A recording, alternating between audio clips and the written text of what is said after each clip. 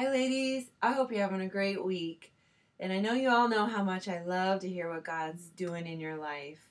And today I've got this special lady here, Cheryl Bangs. And a few weeks ago, she shared with me something that God showed her, and I thought it was so powerful and so good. I asked her to share it all with you today. Well, Jen, I was sharing with you. I had taken a special day to meet with the Lord. I was just not really in a pit, but I felt like I was in a struggle actually.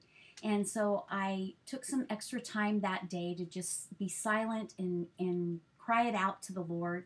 And what I wrote in regards to what I was sensing at that point was, God, how do I continue to navigate the land between the wilderness that I feel like I'm in regards to relationships, in regards to understanding, the void of fulfillment in my life, and honestly, an unclear identity. I didn't feel like I was in an identity crisis, but I felt like my identity wasn't clear.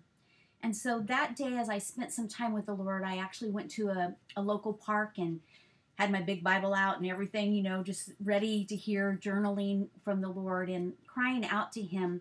He took me, I had my Jesus Calling book, which normally I do in the morning, but I hadn't gotten to it that day. And for July 14th, which was this day, this is what Jesus Calling says: Keep walking the path I have chosen for you. Someday you will dance light-footed on the high peaks, though the path is difficult and the scenery dull at the moment.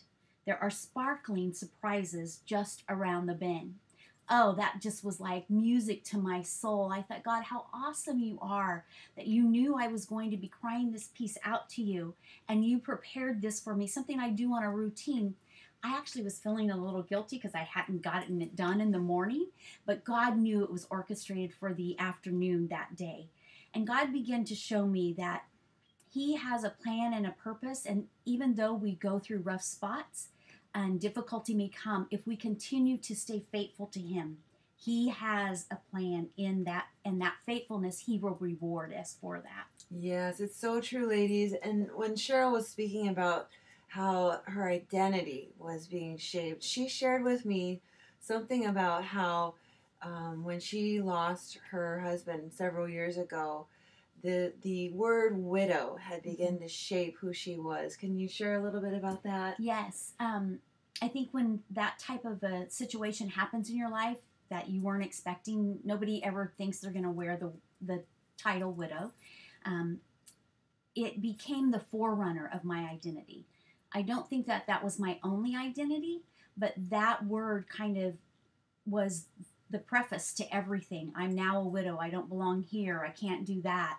And so that became the forerunner of my identity. And I was feeling so stuck in that. I know I'm a widow. That is a truth, but I don't have to live life under the bondage of being a widow. Right. Boy, and isn't that true for us, ladies? Those words that can stick with us and hang over us and become our identity, shape how we feel about ourselves, what we think, then what we end up doing. What a great reminder to us to remember to base who we are and who we think we are on God's truth about us. Did you have anything in closing you'd like to share? Well, just one thing we talked about. I shared with Jen that I'm a dreamer. I've been a dreamer since I was young, and I had a lot of dreams that were yet to come to pass that I had hoped for in my life. And I began to feel as though this dream isn't going to come true and that dream can't come true. And it was all because I pictured Troy, my late husband, in those dreams. But the reality is God began to speak to me and said to me, I can still fulfill those dreams. And I realized they're going to look different because that picture is going to be different. But the fulfillment of dreams and my destiny, they are ordered by God and my obedience to Him. And so I have a great hope today that we will soar because of what He is going to do in my life and in all of our lives, that no matter what life hands us, whatever we have to walk through, we are able to overcome and fulfill the destiny God has for us. Wow. What an encouraging word. I'm so glad that you got to share that with us, Thank Cheryl. you. We're praying for you. We're in this Yes. together, ladies, and we will see you soon.